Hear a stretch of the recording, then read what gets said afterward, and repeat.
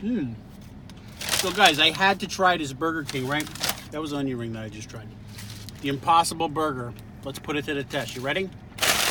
Better not suck. Okay? Because you know you don't get the truth on television. Because it's all bullshit, we know that. Well, I know that anyway. So there it is. It looks like a burger. All right? Let's check this baby out.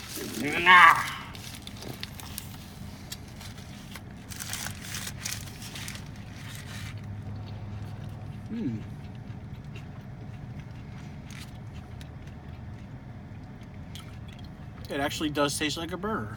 Hold on, let me just taste the meat by itself, or the plant-based product by itself.